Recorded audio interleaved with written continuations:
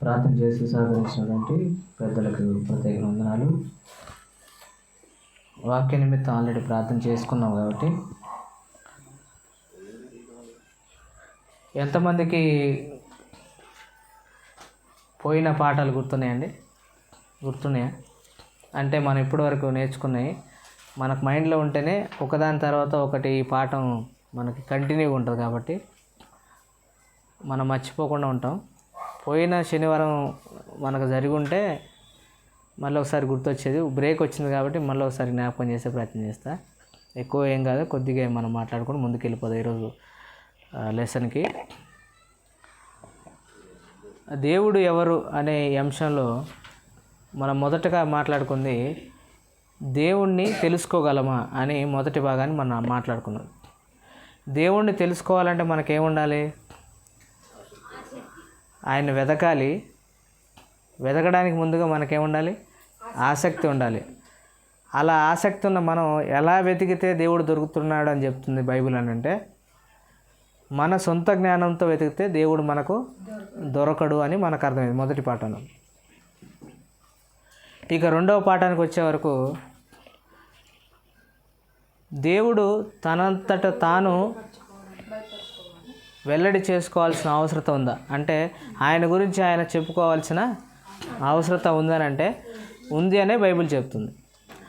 ఎందుకు ఉందని చెప్తుంది? ఈ భయంకరమైన బోధల మధ్య ఎవరికి ఇష్టం వచ్చినట్టుగా వాళ్ళు దేవుడి గురించి చెప్పేస్తున్నారు కదా. కనబడుతున్న వాడిని ఏమంటున్నారు? దేవుడిగా చెప్పేస్తున్నారు.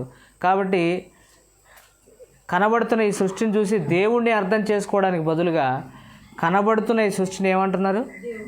దేవుడు అని అంటున్నారు. కాబట్టి దేవుడు అంటున్నాడు ఖచ్చితంగా తనను గురించి తాను తెలుసుకోవాల్సిన అవసరత మీకు ఎంతైనా ఉంది అని దేవుడు చెప్పకనే చెప్తూ చాలా చోట్ల దేవుడు ఏం చేశాడంటే నేనే దేవుణ్ణి, నన్ను మాత్రమే మీరు నమ్మండి అని బల్లగుద్ది మరి చెప్తూ ఉన్నాడు ఇక్కడ. అవునా? అర్థమవుతున్నాయండి మాటలు? ఏమైనా డిస్టర్బెన్సా?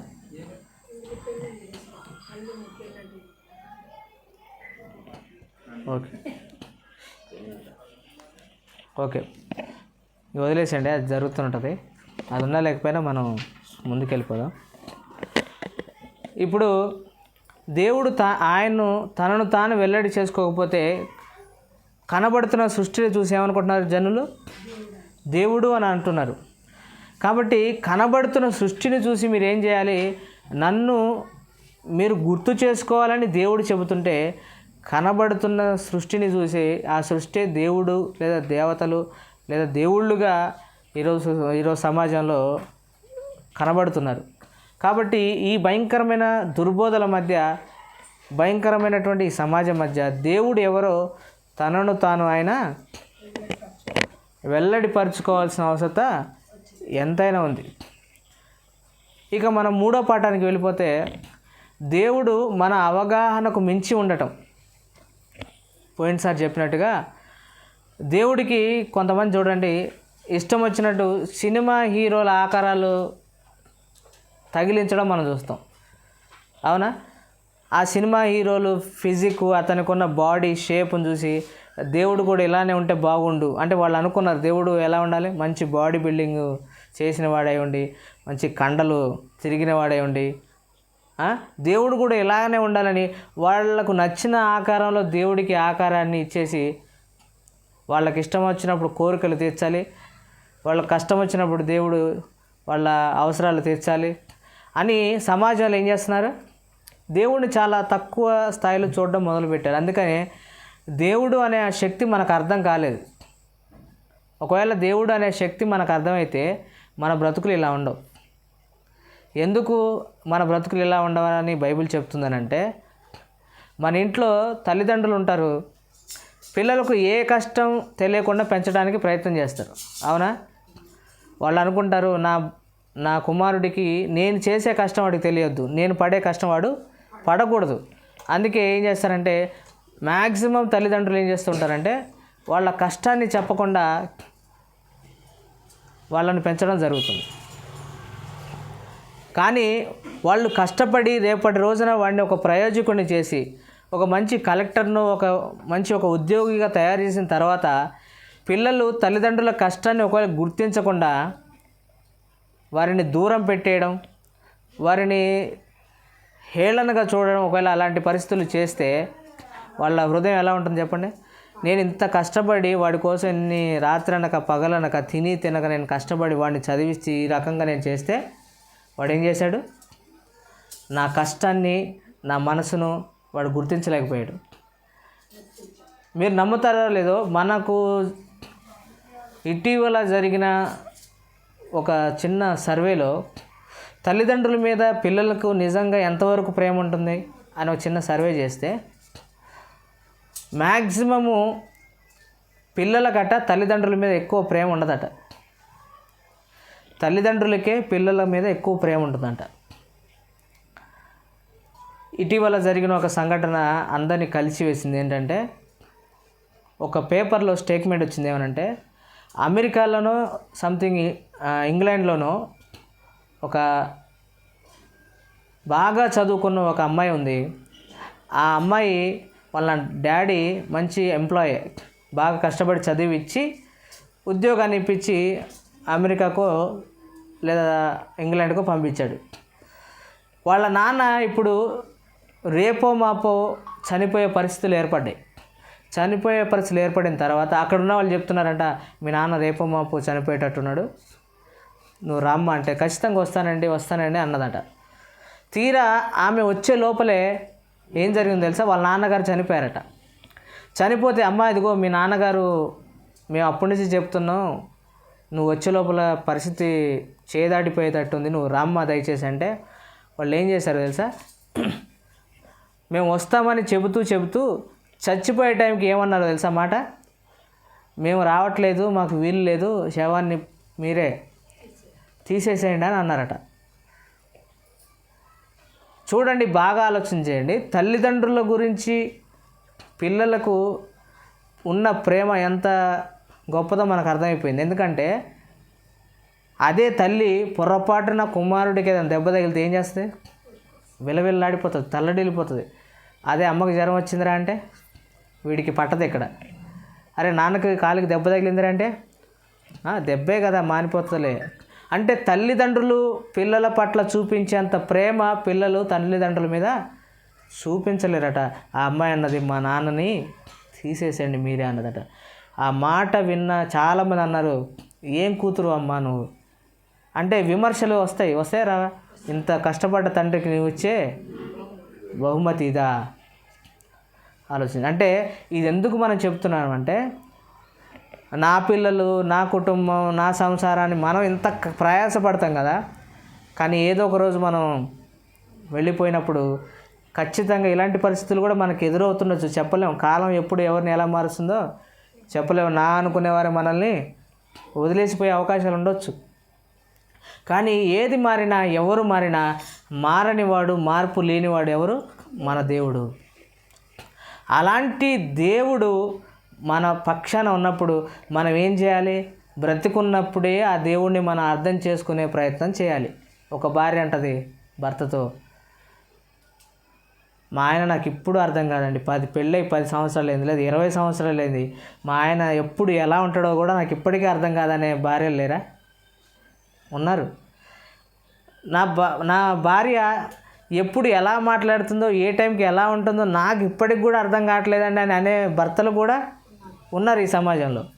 అంటే మీరు బాగా ఆలోచించండి, ఎప్పుడు ఎంత మనం కష్టపడినా మనిషి ఇంకొక మనిషిని అర్థం చేసుకోలేడు. కానీ నిన్నుగా అర్థం చేసుకోగలిగే దేవుడు మాత్రం మనకున్నాడు. నిన్నుగా అర్థం చేసుకుంటాడు, నీ బాధ ఏంటో అర్థం చేసుకుంటాడు, నీ మనసు లోపల ఏముందో కూడా ఆయన తెలుసుకునే గొప్ప శక్తిమంతుడు దేవుడు. అట్లాంటి గొప్ప దేవుడిని మనం ఏం చేయాలి? తెలుసుకోవాలి. ఎందుకంటే రేపు మనం పోయిన తర్వాత ఆస్తులు రావు, అంతస్తులు రావు, ఈ సుఖభోగాలు ఏవి రావు. పెద్దలు చాలామంది అంటారు, చచ్చిపోయే లోపల ఈ లోకాన్ని అనుభవించి వెళ్ళిపోరా అంటారు. చచ్చిపోయిన తర్వాత అనుభవించి వెళ్ళిపోయిన తర్వాత ఏంటి పరిస్థితి? మరి తర్వాత లైఫ్ ఏంటి చెప్పండి? ఇదే నిజమైన శాశ్వతమైన జీవం అనుకుంటే మరి నిజంగానే ఇక్కడ అందరూ ఉండిపోవాలి కదా. మరి ఎందుకు వెళ్ళిపోతున్నారు అందరూ? ఆలోచించండి. ఎందుకు వెళ్ళిపోతున్నారు? అంటే అందరూ వెళ్ళిపోతున్నారని అంటే ఇది పర్మనెంట్ ప్లేసు కాదని మనకు అర్థం అవ్వాలి. పర్మనెంట్గా ఉండేది ఎవరు? దేవుడే. పర్మనెంట్గా ఉండేది దేవుడే కాబట్టి పర్మనెంట్గా మనతో ఉండేది ఆయనే కాబట్టి మనం ఆయన్ని ఏం చేయాలి? అర్థం చేసుకోవాలి. అందుకే అర్థం చేసుకునే భాగంలోనే దేవుడిని ఎప్పుడైనా సరే మన ఊహకు మించి లేదా మన ఊహల్లో ఊహించేసుకొని దేవుడు ఇలా ఉంటాడు అలా ఉంటాడు అనుకోవద్దు. ఎందుకంటే దేవుడు మన ఊహలకు మించి ఉంటాడు. అవునా కదా? కాబట్టి దేవుడు మన ఊహకు మించి ఉంటాడని మూడో భాగంలో తెలుసుకున్నాం. ఈరోజు 4వ భాగంగా దేవుడు మన ఊహలకు మించి ఉండడం మాత్రమే కాదు, కానీ ఆయన గురించిన కొన్ని సత్యాలు మనకు తెలిసినప్పుడు మన హృదయం చాలా సంతోషంగా ఉంటుంది. ఎందుకో తెలుసా? దేవుడి గురించిన కొన్ని సత్యాలు మనం విన్నప్పుడు నిజమే అనిపిస్తుంది. అవే మనకు అప్లై చేసుకున్నాం అనుకోండి, ఇది నాకు అప్లై కాదు అని అనుకుంటాం. కాబట్టి ఇప్పుడు దేవుడి గురించిన కొన్ని సత్యాలు మనం ఆలోచన చేద్దాం. అవి మనకు అప్లై అయితే లేదో కూడా చూద్దామా లేదా? కాబట్టి ఈరోజు 4వ పాఠంగా దేవుని గురించిన సత్యాలు అని మనం పెట్టుకుందాం. ఎందుకంటే మనకి ఎక్కడ దొరకవండి ఇవి, ఈ పాఠాలు ఎక్కడ దొరకవు. ఎందుకంటే చాలామంది సహోదరులు కూడా నాకు ఫోన్ చేసి మీరు మంచి కార్యక్రమం చేస్తున్నారు, దేవుడు అలానే మీ కార్యక్రమాన్ని నడిపించాలని మేము కోరుకుంటాం, మీ నిమిత్తం ప్రార్థన చేస్తామని చాలామంది అంటున్నప్పుడు చాలా సంతోషం అనిపించింది. ఈరోజు కూడా ఒక సహోదరుడు ఫోన్ చేసి మీరు మంచి వాక్యాలు నేర్చుకుంటున్నారు, చాలా సంతోషం, అలానే కొనసాగించండి అని ఓ సహోదరుడు చెప్పాడు. అంటే ఇలాంటి పాఠాలు మనకు ఎక్కడ దొరకవు. ఏదో 2 కట్టుకథలు చెప్పేసి 2 కళ్ళబుల్లి మాటలు చెప్పేసి ఏం చేస్తారు తెలుసా? టైంని వృధా చేస్తారు. ఇటీవల నేను మొన్న ఒక యూత్ మీటింగ్ వెళ్ళా ఎల్బీ నగర్లో. అక్కడికి వెళ్ళిన తర్వాత వాక్యం చెప్పమని యవనస్తుల కూడికలో ఒక ఆయనకు వాక్యాన్ని ఇస్తే ఆయన ఏం చేశాడు తెలుసా? వాక్యం చెప్పడం మానేసి మొత్తం ఆయన జీవిత చరిత్ర అంతా చెప్పాడు. ఆయన డేట్ ఆఫ్ బర్త్, ఆయన ఎక్కడ పుట్టాడు, ఏ ఊరు, ఆయన ఎవరిని పెళ్లి చేసుకున్నాడో, ఎంతమంది పిల్లల్ని కన్నాడో, ఇవన్నీ చెప్పుకుంటూ వచ్చేసి ఏడ్చుకుంటూ చెప్పేసి ఇదే వాక్యం ఈరోజుకి వెళ్ళిపోండి అన్నాడు. ఇప్పుడు ఒక మాట, మనుషులుగా మన జీవితాల్లో అవన్నీ కామనే, పెళ్లి చేసుకోవడం కామనే, మరణం కామనే, అవునా కదా? అన్నీ మనకు తెలిసినాయి, కొత్తగా ఏమన్నాయండి? అందులో ఏమన్నా ఉందా? కానీ వాక్యం ఎప్పటికీ నూతనమైనదే. అది మనకు చెప్తే ఏమవుతుందంటే దాని ద్వారా మనం ఇంకొద్దిగా బలం పొందుకుంటాం, దేవుని కొరకు ఏం చేయగలుగుతాం, ఇంకొద్దిగా బతుకుతాం మనం. అంతేగాని నా జీవిత సాక్ష్యం చెప్తాం మీరు మారిపోండి అంటే నీ గురించి చెప్తే మారేవాళ్ళు 4 రోజులే ఉంటారు. అదే దేవుడి గురించి చెప్పి దేవుడి మాటలు వాళ్ళకి చెబితే వాళ్ళు దేవుడిని నిజంగా అర్థం చేసుకొని తెలుసుకుంటే వాళ్ళ జీవితమే మారిపోతుంది. అంటే చాలామంది పెద్ద బోధకులుగా కనబడుతున్న వాళ్ళు కూడా టైంపాస్ చేసే వాళ్ళుగా కనబడుతున్నారు సమాజంలో.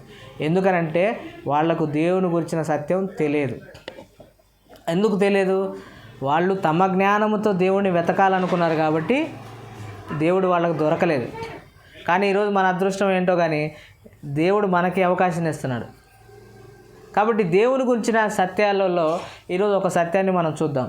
ఏంటంటే యోహాను సువార్త 17వ అధ్యాయము 17వ వచనం చూద్దాం ఒకసారి. యోహాను సువార్త 17వ అధ్యాయము 17వ వచనం చూద్దాం. సత్యమందు వారిని ప్రతిష్ఠ చేయము, నీ వాక్యమే సత్యము. అంటే దేవుడు ఏమంటున్నాడు తెలుసా? జనులను సత్యములో ప్రతిష్ఠ చేయండి అంటున్నాడు దేవుడు. ఎందుకు ప్రతిష్ఠ చేయాలంటే నీ వాక్యమే సత్యము. ఏం సత్యం? ఇప్పుడు మనం పట్టుకున్నాం కదా, మనం పట్టుకున్న బైబిలు 100కు 100% కాదు, 100కు 1000% కరెక్ట్. ఎందుకు కరెక్టో మనం వింటుంటే అర్థమైపోతుంది దేవుడి గురించి. ఎందుకు అంత గట్టిగా చెప్తున్నానంటే వాక్యము చాలా గొప్పది, దేవుడు చాలా గొప్పవాడు. మనకు ఆయన గొప్పతనం గురించి అర్థమైతే ఇలా ఉన్నాం. అప్పుడప్పుడు మనం మాట్లాడుతూ ఈయన చాలా డబ్బులు ఉన్నాయండి ఈయన దగ్గర, కానీ చూడడానికి చాలా సింపుల్గా ఉంటాడు, ఇంత గొప్పవాడై ఉండి కూడా ఆయన ఏంది ఇంత సింపుల్గా ఉన్నాడంటే ఎంత గొప్పవాడండి ఆయన, ఎంత మంచి మనసు అండి అంటాం. మనుషులే తగ్గించుకుంటేనే మనం ఎంత అంటాం, మరి సత్యమైన వాక్యమైన దేవుడు ఆయన తగ్గించుకొని మన కోసం ఈ లోకానికి వచ్చాడంటే ఆయన ఇంకెంత గొప్పవాడు ఆలోచించండి. దేవుడు అంటే మనం ఏమనుకుంటాం, ఏదో ఊహించుకోవద్దు. దేవుడు అంటే ఆయన అనంతుడు అని కూడా చెప్పుకున్నాం, అవునా కదా? ఆయన ఏమై ఉన్నాడు, అనంతుడు, పరిమితి లేనివాడు ఆయన. అందుకే ఆయన ఏమంటున్నాడంటే జనులకు ఏం చెప్పాలి, వాక్యాన్ని చెప్పాలి. ఆ వాక్యం ఏమైనది, సత్యమైనది. కాబట్టి ఆ వాక్యం ఏమైందంట, నీ వాక్యమే సత్యము అంటూ తర్వాత ఏమన్నాడు, సత్యమందు వారిని ప్రతిష్ఠ చేయము. అంటే ఇక్కడ కూర్చునే వాళ్ళందరూ కూడా ఏం చెప్పాలి, వాక్యమే చెప్పాలి. ఆ చెప్పింది అందులో ఉందో లేదో చూపించాలి. అర్థమవుతుందా? నేను చెప్పి పలానా వచ్చిన అక్కడ చూసేసుకోండి అన్నా అనుకోండి, అది ఉందో లేదో వినేవాళ్ళు కూడా గుడ్డిగా వినొద్దు. ఇప్పుడు షాప్లోకి వెళ్తాం మనం, వాడు దొరికింది ఇచ్చేసి తీసుకొని వెళ్ళిపోమ్మా అని అంటే మనం కొనుక్కుంటాం ఆ కిరాణా షాపులో? కాదు కదా. మనకు నచ్చింది అడుగుతాం, మనకు గిట్టితే కొంటాం, లేకపోతే వేరే షాప్కి వెళ్తాం, అవునా? క్వాలిటీ వెతుకుతాం మనం ఎక్కడికి వెళ్ళినా, మాట్లాడుకున్నాం పోయిన తరగతుల్లో, అవునా? ప్రతి దాంట్లో క్వాలిటీ మనం వెతుకుతున్నప్పుడు దేవుని వాక్యం కూడా ఎలాంటిదట, సత్యమైనది, క్వాలిటీ కలిగినది అని చెప్తున్నాడు. అంటే క్వాలిటీ కలిగినది, సత్యమైనది, దాన్ని పట్టుకుంటే ఏమవుతారు, మీరు ఎల్లప్పుడూ నిలుచుంటారని చెప్తుంది వాక్యం. అంటే ఇప్పుడు వాక్యం ఎలాంటిదట, సత్యమైనది. ఇది మనం ఎప్పుడు గుర్తుపెట్టుకోవాలి. దేవుని గూర్చిన సత్యాలలో దేవుని వాక్యానుకున్న మొదటి గుణం ఏంటి, సత్యమైన వాక్యం, మనం పట్టుకున్న వాక్యం. రెండవదిగా ఇప్పుడు దేవుడి గురించే తెలుసుకుందాం. ఇప్పుడు వాక్యము సత్యమే, ఆ వాక్యాన్ని మనకిచ్చిన దేవుడు ఎలాంటి వ్యక్తో మనం తెలుసుకోవాలి కదా. ఆయన ఎలా ఉన్నాడో చూస్తే ఒకసారి యోహాను సువార్త చూద్దాం. యోహాను సువార్త 4వ అధ్యాయము, మామూలు మొదటి యోహాను కాదు, యోహాను సువార్త 4వ అధ్యాయం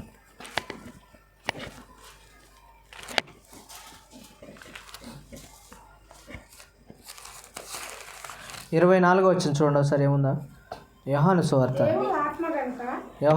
4:24. దేవుడు ఆత్మ గనుక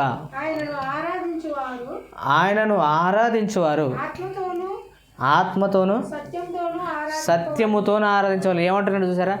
దేవుడు ఆత్మ కాబట్టి మీరు ఆరాధన చేసేటప్పుడు ఎలా ఆరాధన చేయాలి, సత్యముతో అంటున్నాడు. ఆయన ఆత్మ, ఓకే. ఆరాధన చేసే మనం కూడా ఎలా ఆరాధన చేయాలి, ఆత్మతో సత్యముతో. సత్యం అంటే ఏంటి, ఇప్పుడే అన్నావు, నీ వాక్యమే సత్యం అన్నాం కదా. అంటే దేవుణ్ణి ఆరాధన చేసేటప్పుడు, దేవుణ్ణి స్తుతించేటప్పుడు ఎలా స్తుతించాలి, వాక్యముతోటే స్తుతించాలి. మన జ్ఞానంతో, మన తెలివితో దేవుని స్తుతించకూడదు. అంటే దేవుడికి ఉన్న లేదా దేవుని కూర్చిన సత్యాలలో ఒక సత్యము మొదటిది, వాక్యము సత్యమైనది. తర్వాత రెండవదిగా ఆ దేవుడు ఏమై ఉన్నాడని చెప్తుంది వాక్యము, ఆత్మ అయి ఉన్నాడని చెప్తుంది. రెండవ సత్యం, దేవుడు ఆత్మనా కాదా? దేవుడు ఆత్మ. తర్వాత దేవుడు సత్యమైన వాక్యం అని చెప్తుంది. తర్వాత 3వ వచనం చూద్దాం. ఇంకోటి రోమపత్రిక 3:26.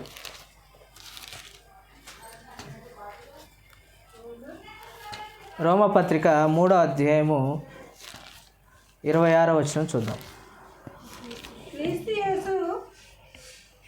రోమపత్రిక 3వ అధ్యాయం 26వ వచనం. క్రీస్తు యేసు నందలి, క్రీస్తు యేసు రక్తము నందలి విశ్వాసము ద్వారా ఆయనను కరుణాధారముగా బయలుపరచెను. దేవుడిప్పటి కాలమందు తన నీతిని కనపరచు నిమిత్తము తాను నీతిమంతుడును యేసునందు విశ్వాసము గల వానిని నీతిమంతునిగా తీర్చువాడునై ఉండుటకు ఆయన అలాగూ చేసెను. దేవుడు ఏమన్నాడట, నీతిమంతుడట. దేవుడు ఏమన్నాడు, నీతిమంతుడు. నీతిమంతుడు అంటే ఏంటి అర్థం? పూటకొక మాట, నా ముందు ఒక మాట, నీ ముందు ఒక మాట చెప్తారు కదా కొంతమంది. మనం ఎలా ఉంటామంటే, ఎవరినైనా తిట్టాలనుకున్నాను అనుకోండి, అతను ఉన్నప్పుడు తిట్టాం, వెళ్ళిపోయినాక తిడతాం. మళ్ళీ అతను వచ్చి మన ఎదురు నిలబడ్డాడు అనుకోండి, ఏంటి చెప్పి ఇప్పుడు అంటే ఏం లేదు అంటాం. అంటే మనకేం లేదు, వాళ్ళ ఎదురుగా మాట్లాడే ధైర్యము లేదు, ఆ స్టామినా మనకు లేదు, యథార్థత లేదు. కానీ దేవుడు తన గురించి తాను ఏం చెప్తున్నాడట, ఆయన మన ముందు ఒక మాట వెనక ఒక మాట ఆయన చెప్పేవాడు కాదు. ఆయన ఒకటే మాట చెప్తాడు. ఆయన మొహమాటం లేని దేవుడు. అందుకే ఏమంటాడు, నన్ను తప్ప వేరే దేవుడిని పూజిస్తే ఏమన్నాడు, నరికేస్తా అన్నాడు. ఎవరైనా అంటారా డైరెక్ట్గా ఈ మాట? మనకి మొహమాటం ఎక్కువలేండి ఆ మాట ఏమనంటే ఫీల్ అవుతారా అనుకోవచ్చు. కానీ దేవుడు అట్లా కాదు, డైరెక్ట్ చెప్పేస్తున్నాడు. అంటే ఆయన మొహమాటము లేని దేవుడిగా కనబడుతున్నాడు. అంత మాత్రం కాదు, ఆయన నీతిమంతుడు. మనం నీతిమంతులం కదా? కాము, మనం ఎప్పటికీ కాము, అవునా? తర్వాత యోహాను సువార్త, మొదటి యోహాను సువార్త చూద్దాం. దేవుడికి ఉన్న ఒక లక్షణంలో నీతిమంతుడు అనే లక్షణం మనం చూసాం. ఇంకొక లక్షణం చూద్దాం. మొదటి యోహాను సువార్త 1వ అధ్యాయం 5వ వచనం. మేము ఆయన వలన మొదటి యోహాను సువార్త, మొదటి యోహాను పత్రిక, క్షమించండి, మొదటి యోహాను పత్రిక 1వ అధ్యాయం 5వ వచనం. చదవండి. మేము ఆయన వలన వర్తమానం ఏమనగా దేవుడు వెలుగై ఉన్నాడు, ఆయన యందు చీకటి ఎంత మాత్రమును లేదు. చాలండి. దేవుడు ఏమై ఉన్నాడట, వెలుగై ఉన్నాడట. ఆయన యందు చీకటి ఏమాత్రమును లేదు. ఇప్పుడు మనకి ఇక్కడ చీకటి కనబడుతుంది, కానీ యూనివర్స్ లోపలికి వెళ్తే అసలు చీకటి లేదు. మనం చీకటిలోకి ఎందుకు వచ్చాం? సూర్యుని కాంతి ఒక పక్క మనకు పడడం ద్వారా భూమి వెనకాల ఉన్న ప్రాంతం చీకటిలోకి వెళ్ళిపోతుంది. ఇప్పుడు మనకు ఇలా రొటేట్ అవుతున్నప్పుడు ఈ రొటేట్ అయ్యే క్రమంలో సూర్యుని ఎండ ఎంతవరకు అయితే పడుతుందో భూమి మీద, ఆ పడిన ప్రాంతాలన్నీ కూడా వెలుగులోకి వస్తాయి. మరి పడని కొన్ని ఉన్నాయి కదా. ఇప్పుడు ఇక్కడ మనకు నైట్ అయింది, అమెరికాలో ఏమవుతుంది చెప్పండి, పగలవుతుంది. అంటే సగభాగం ఏమవుతుంది, వెలుగులోనికి సగభాగం చీకటిలోకి వెళ్ళిపోతుంది ఈ విషయం. కానీ అనంతుడైన దేవుడు మనకులాగా చీకటిలోకి వెలుగులోకి వెళ్ళడు. అందుకే ఏమంటున్నాడు, అసలు చీకటి ఎంత మాత్రం ఆయనలో ఉండదు అంటాడు. చీకటి అస్సలు ఉండదట ఆయనకి. ఏముంటుంది ఎప్పుడు? దేవుడు ఎప్పుడు వెలుగే ఉంటాడు. అందుకే ఆయన మనుషుల జీవితాలను కూడా వెలిగిస్తూ ఉంటాడు. ఆరిపోయిన మన బ్రతుకులు ఏం చేస్తాడు, వెలిగిస్తాడు. అందుకే ఆయన వెలుగిచ్చువాడు, ఆయన వెలుగై ఉన్నాడు. చీకటి ఎంత మాత్రం ఆయనలో లేదు. దేవుడు వెలుగే ఉన్నాడా లేదా? వెలుగే ఉన్నాడు. మనం అన్నీ వెలిగించే మాటలు చెప్పం. మనం ఏం చెప్తాం? మనం కొంపలు కూల్చే మాటలే చెప్తాం, అవునా కదా? మనుషులుగా మనం ఏం చేస్తాం, వాడిని వెలిగిద్దామని ఒక మాట చెప్పాం. చూసావక్క నీ గురించి ఏముందో అంటే చాలు, నా గురించి ఇంత మాట అన్నదాన్ని ఈ అక్క కోపం వస్తుంది. తర్వాత ఏమవుతుంది, ఈ అక్క చెప్పకుండా అక్కడికి వెళ్ళి నువ్వు నిన్న పలానా అక్కతోటి ఈ మాట అన్నావంట నా గురించి. నేను అనలేదమ్మా, ఏదో మాట అన్నా, దాన్ని ఈ రకంగా చెప్పిందా నీకు ఆ మహానుభావురాలు అని చెప్పి ఆమె తిట్టుకోవడం సరి కదా. ఇప్పుడు వీళ్ళిద్దరు గొడవ స్టార్ట్ అయిపోతుంది. ఎందుకు? ఏదో చెప్పాలని పోయి ఏదో చెప్తా. అందుకే మ్యాక్సిమం ఏం చేయాలి తెలుసా, మనం ఒకవేళ ఎవరికైనా చెప్పాలనుకోండి, డైరెక్ట్గా వెళ్ళి ఆయనకి చెప్పడం చాలా ఉత్తమమైంది. ఎందుకు చెప్పాలా? నేను వెళ్ళి ఒక వ్యక్తికి ఒకలాగా చెప్తా, ఆయన అర్థం చేసుకోవడం వేరేలాగా అర్థం చేసుకుంటాడు. అతను వెళ్ళి దాన్ని వేరేలాగా అర్థం చేసుకొని అక్కడ వేరేలాగా చెప్తాడు. ఇప్పుడు మీకు బాగా అర్థం అవ్వాలంటే, నేను ఈ చేతిలో ఒక ఘన పదార్థాన్ని పట్టుకున్నా, ఐస్ని చేతిలో పెట్టుకున్నా. నా దగ్గర ఉన్నప్పుడు ఒక మంచి ఆకారంలో ఉంది, ఈ సైజులో ఉంది నా చేతిలో ఉన్నప్పుడు. ఈ చేతి నుంచి ఇక్కడ ఆంటీ చేతిలోకి పంపించా, అట్లా ఆంటీ నందు చేతిలోకి పంపించింది. అట్లా మన చేతులు మారి మారి మారి అంకుల్ దగ్గరకు వచ్చే వరకు నా చేతులు ఎలా ఉందో ఆ గడ్డ అలానే ఉంటుంది అక్కడ. చెప్పండి, ఉంటుందా? ఎందుకు? చేతులు మారే కొద్ది ఏమైపోతుంది ఐస్, అలానే మాటలు మారే కొద్ది ఏమైపోతుంది తెలుసా? లాస్ట్కి వెళ్ళే దగ్గరికి అది వినేవాడికి ఏమైపోతుంది తెలుసా? అస్సలు చెప్పినోడి అర్థం తెలియదు. అతను ఏ ఉద్దేశంతో చెప్పాడో అది అర్థం కాదు. ఈ మధ్యలో వాళ్ళు కలగ చేసుకుంటారు చూసారా, ఈ మధ్యలో వాళ్ళు కలగ చేసుకోవడం వల్ల అసలు వినే వాళ్ళకి ఏమవుతుంది, ప్రాబ్లం అవుతుంది.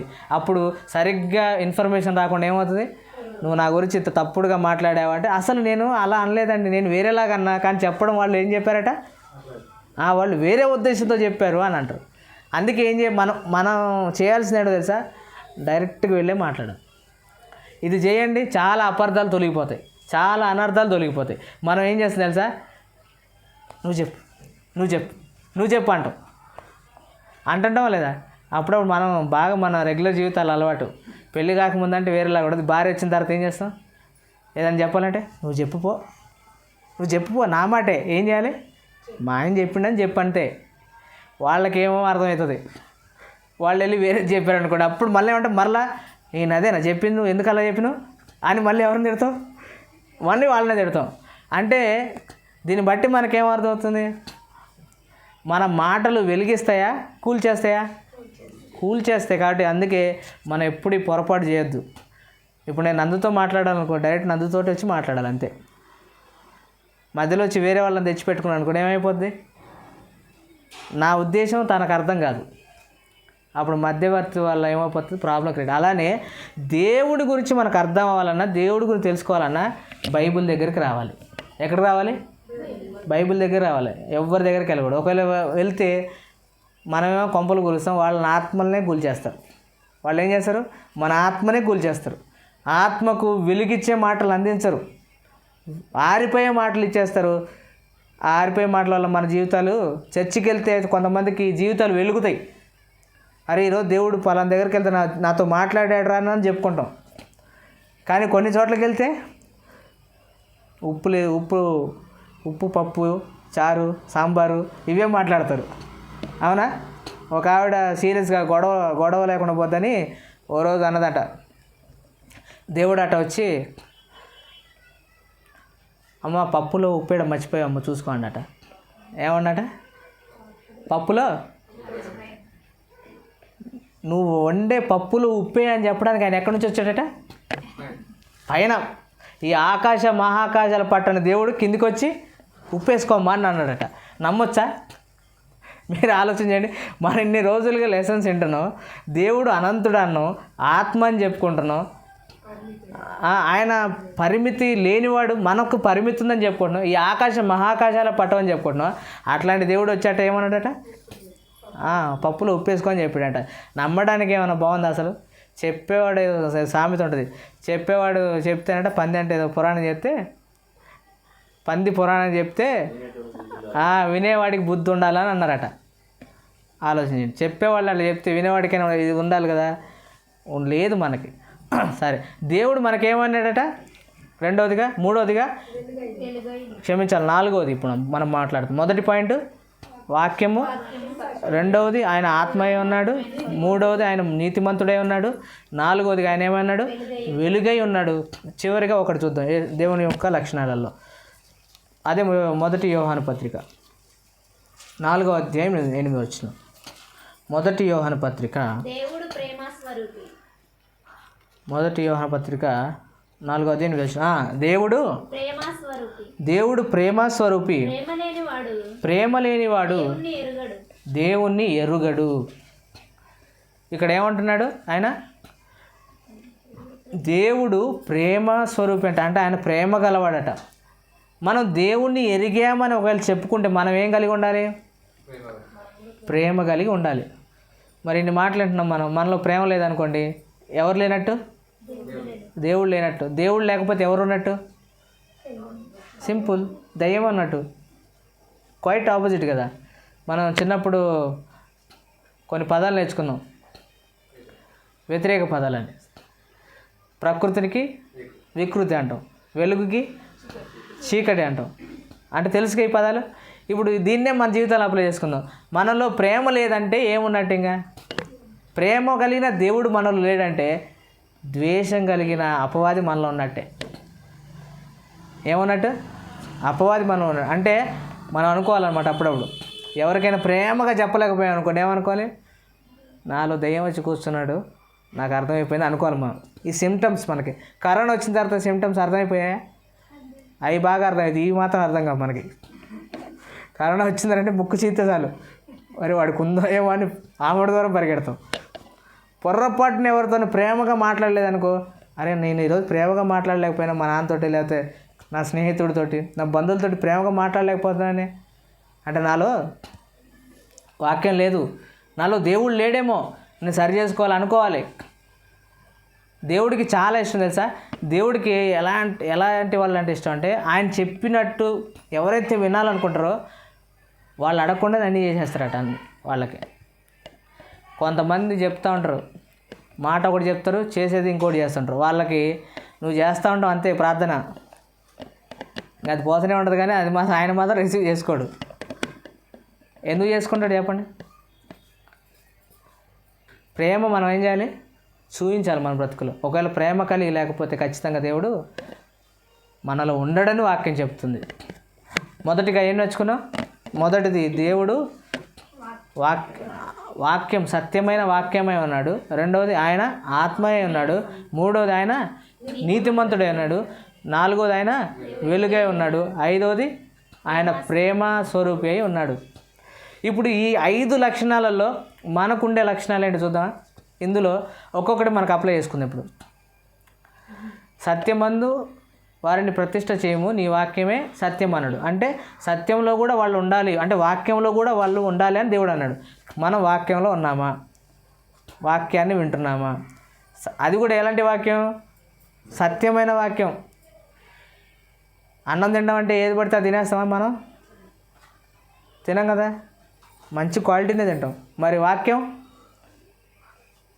వాక్యం కరెక్ట్గా వింటున్నాం మనం, సరిగ్గా చెప్పే వాళ్ళ దగ్గరికి వెళ్తున్నాం మనం, అక్కడ ఫెయిల్ అయిపోయినాం మనం. రెండవది దేవుడు ఆత్మయే ఉన్నాడు. మనం ఏమై ఉన్నాం? మనం కూడా ఆత్మలమేనా కదా, మనం కూడా ఆత్మలే. మనం బయట ఇప్పుడు శరీరం ఉన్నా మన లోపల మనం ఏమై ఉన్నాం? ఆత్మయే ఉన్నాం. మనం ఆత్మనే, దేవుడు ఆత్మనే. కానీ దేవుణ్ణి ఆరాధించేటప్పుడు మనం ఎలా ఆరాధించాలట? ఆత్మతో సత్యముతో. సత్యం అంటే ఏంటి? వాక్యము. అంటే దేవుణ్ణి ఆరాధించేటప్పుడు బైబిల్లో ఏ పదాలు ఉన్నాయో వాటిని అనుసరించే దేవుణ్ణి ఆరాధించాలి. మన సొంత జ్ఞానంతో, మన తెలివితేటలతో దేవుణ్ణి ఆరాధించడానికి వీల్లేదు. జాబ్ చేయడానికి వెళ్తాం ఆఫీసులోకి, వాడు చెప్పినట్టు వింటామా? మనం చెప్పినట్టు వాడు వినాలా? వాడు చెప్పినట్టే వినాలా. మనం చెప్పినట్టు వాడు అన్నా అనుకో, నెక్స్ట్ డే నుంచి ఏం చేస్తాడు? నెక్స్ట్ డే కదా, గంటలోనే రిజైన్ లెటరు మొత్తం వాడే సంతకాలు చేసి ఇచ్చేస్తాడు. సార్ నేను ఇంకా రిజైన్ చేయలేదు సార్ అంటే, అవసరం లేదమ్మా, ఇక్కడ ఎవరైతే పాటిస్తారో వాళ్ళే ఉండాలి. నువ్వు పాటించావు కాబట్టి నీకు పాటించని ఇంకో జాబ్ ఉంది, అక్కడికి వెళ్ళి వెతుక్కో అని చెప్పి పంపించేస్తారు. మరి దేవుడి దగ్గరికి వచ్చినప్పుడు దేవుడి గురించి పొగడాలన్నా, ఆయన స్తుతించాలన్నా ఎక్కడికి రావాలి? ఇందులోనే వెతుక్కోవాలి మనం. మనుషుల మాటలు, ఎవ్వరి మాటలు నమ్మద్దు. మనం ఇందులో వెతికి దేవుడిని స్తుతించాలనుకుంటే అప్పుడు దేవునికి సంతోషం. అంటే మనం దీన్ని వెతికి చేస్తున్నామా? మనం వెతకట్లేదు, అంటే సత్యవాక్యాన్ని వినట్లేదు, ఆ వాక్య ప్రకారం దేవుణ్ణి ఆరాధన చేయలేకపోతున్నాం. మూడోది ఏముంది? నీతిమంతులు. ఇందాక మాట్లాడుకున్నాం. నీతిమంతులమా? పొరపాటున నేను నీతిమంతుడిని, నేను పరిశుద్ధుడిని. చాలామంది అంటారు బాప్తిసం తీసుకున్న తర్వాత, నేను నీతిమంతుడిని అండి, నేను పరిశుద్ధుడిని అని అన్నాడు.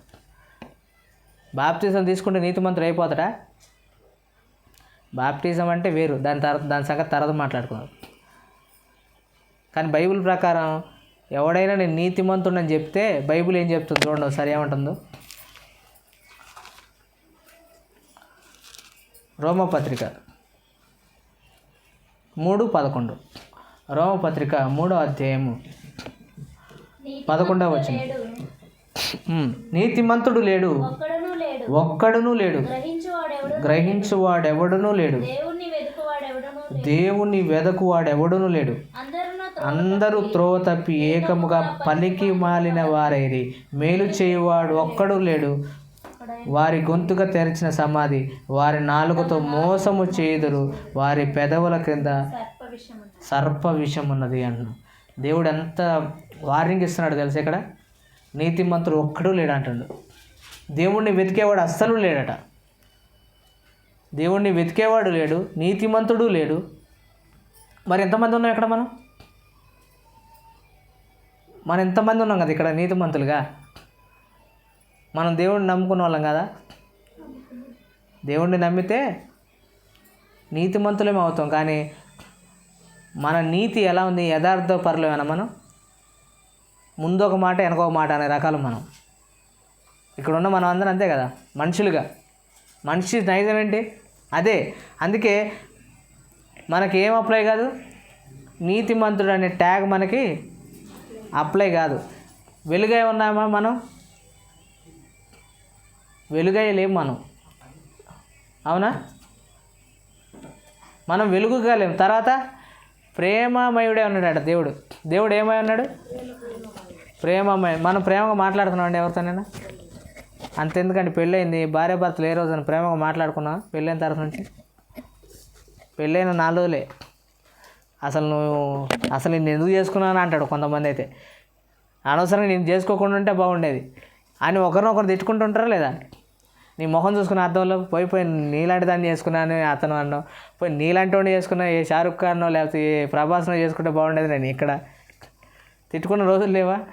ఉంటాయి, అవునా? అంటే ఇవన్నీ ఎప్పటి వరకు? 3-4 ముచ్చటే. తర్వాత మనం ఎవరిని ప్రేమించలేము. మనం అసలు మన జీవితంలో శాంతి సమాధానమే ఉండదు. ఎందుకు? ఇవన్నీ మనం దేవుణ్ణి తెలుసుకోలేకపోవడం వల్లే. కానీ దేవుళ్ళలో ఎన్ని లక్షణాలు ఉన్నాయి, ఆ లక్షణాలలో ఏవి కూడా మనకి అప్లై కానివి. ఇవి మనకి ఎప్పుడు అప్లై కావు. కానీ దేవుడు మాత్రం ఏం చేయాలనుకున్నాడంటే ఒక్క విషయం మాత్రం చెప్పొచ్చు. దేవుడు గురించి చెప్తే మనకు సంతోషం కలుగుతుందా లేదా? ఉదాహరణకి దేవుడు అబద్ధం ఆడాడు. అవును, నిజమండి, దేవుడు అస్సలు అబద్ధం ఆడండి. సంతోషం ఉందా లోపల? రమేష్ అబద్ధం ఆడతాడు, చెప్పండి. నిజమే, రమేష్ అబద్ధాలు ఆడతాడు, అవును కదా? మన సింపుల్. అంటే ఇప్పుడు దేవుడి గురించి ఈ మాట చెప్పండి. దేవుడు అబద్ధం ఆడంటే మనకు హ్యాపీ ఉంది. నిజం, దేవుడు అస్సలు ఆడ్డది. అదే పలానా వ్యక్తి అబద్ధం ఆడుతుంటే మన హృదయంలో ఏముంది? నిజమే, అబద్ధం ఆడతాడు, మామూలుడు కదా అని అనుకుంటాం. అంటే కొన్ని సత్యాలు దేవుడి గురించి చెప్పినప్పుడు ఏమవుతాయి అంటే మన హృదయంలో సంతోషాన్ని కలిగిస్తాయి. దేవుడు నరుడు కాదు, అవునా కదా? మనం నరులమే. మనం అంటే మనం ఒప్పుకోగలుగుతున్నాం. దేవుడు మాత్రం నరుడు కాదు. దేవుడు అబద్ధం ఆడడు, దేవుడు నరుడు కాదు. దేవుడు పరిశుద్ధుడు, మనం పరిశుద్ధులు అన్నాం అనుకోండి. ఇప్పుడే ఒక వాక్యం చూపించా, ఏమని? నీతిమంతుడు ఒక్కడు లేడట.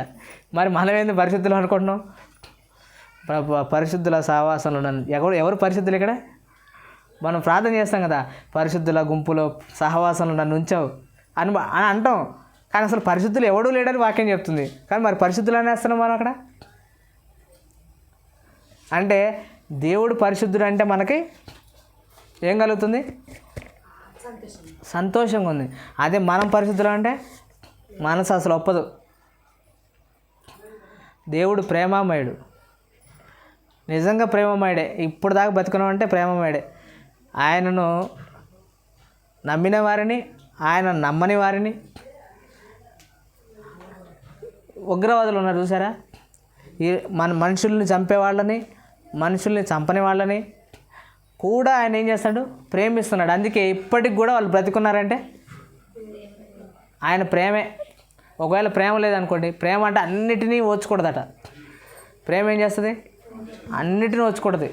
అది ఉంది కాబట్టే దేవుడు ప్రేమై ఉన్నాడట. ఆ ప్రేమై ఉన్న దేవుడు మనకి చెబుతున్న మాటలు, ఆయన గురించిన మాటలు విన్నప్పుడు మన హృదయంలో ఏమైపోవాలి? నిజమే, ఇవన్నీ దేవుళ్ళు ఉన్నాయి, నాలో లేవని మనకు అర్థమైపోతుంది కదా. కానీ ఆ దేవుడట మనల్ని దేవుడు అనుకున్న లక్షణాలలోకి మార్చి మనల్ని ఆ పరలోకం తీసుకొని వెళ్ళాలనుకుంటున్నాడట దేవుడు మాత్రం. మరి మారడానికి మనం సిద్ధంగా ఉన్నామా? ఒకవేళ మన ఆనందం ఎవరిలో ఉండాలి?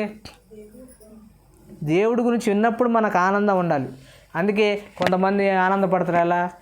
నా దగ్గర ఇంత డబ్బు ఉంది, నా దగ్గర ఇంత ధనం ఉంది, లేదా నా దగ్గర ఇంతమంది మనుషులు ఉన్నారు అని మనం ఏం చేస్తాం? మన జ్ఞానాన్ని బట్టి, మన తెలివిని బట్టి ఆనందపడతాం. ఇవన్నీ ఎప్పటికైనా పోయే వాటిని చూసి మనం ఆనందపడుతున్నాం. కాబట్టి దేవుడు అంటున్నాడు, ఎల్లప్పుడూ నిలిచే నా యందు మీరు ఏం చేయాలి, మీరు ఆనందం పడాలని చెప్తున్నాడు. అందుకే ఒక మాట చెప్తాను చూడండి, ఇర్మియా గ్రంథము 9వ అధ్యాయం 23వ వచనం. ఇర్మియా గ్రంథం 9వ అధ్యాయం 23వ వచనం.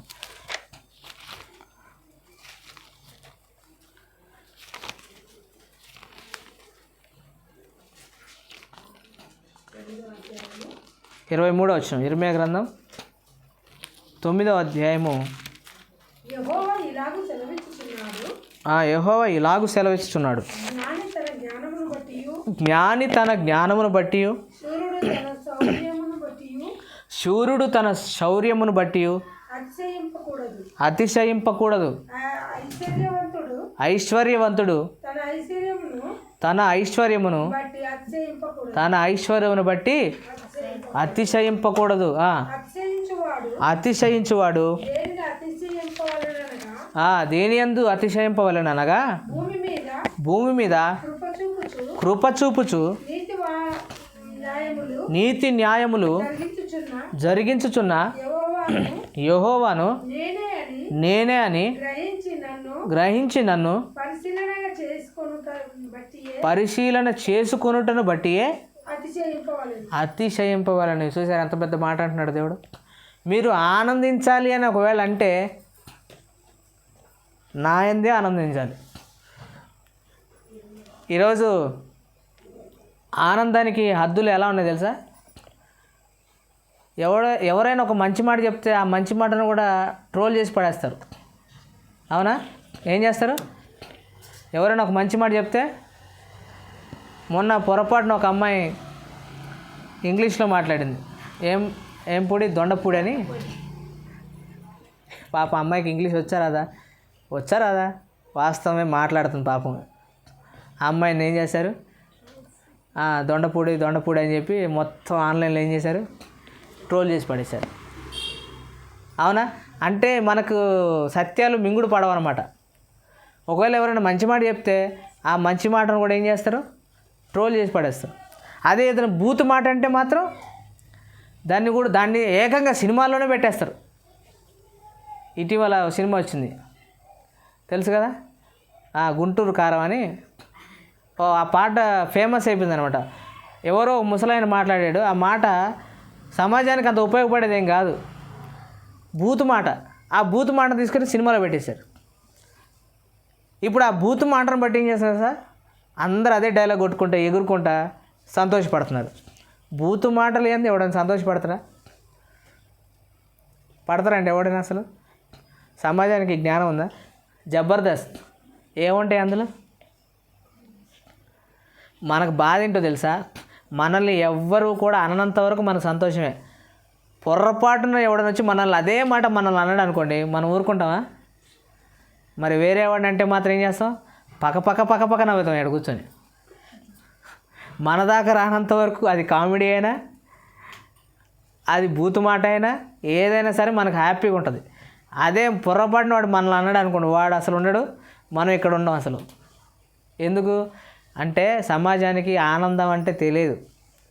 ఆనందం అని ఎలా ఉంటుంది తెలుసా, ఒక మాట చెప్పినప్పుడు ఆ మాట అతనికి సూట్ అయినదే అని ఒకవేళ నమ్మితే అప్పుడు సంతోషపడాలి.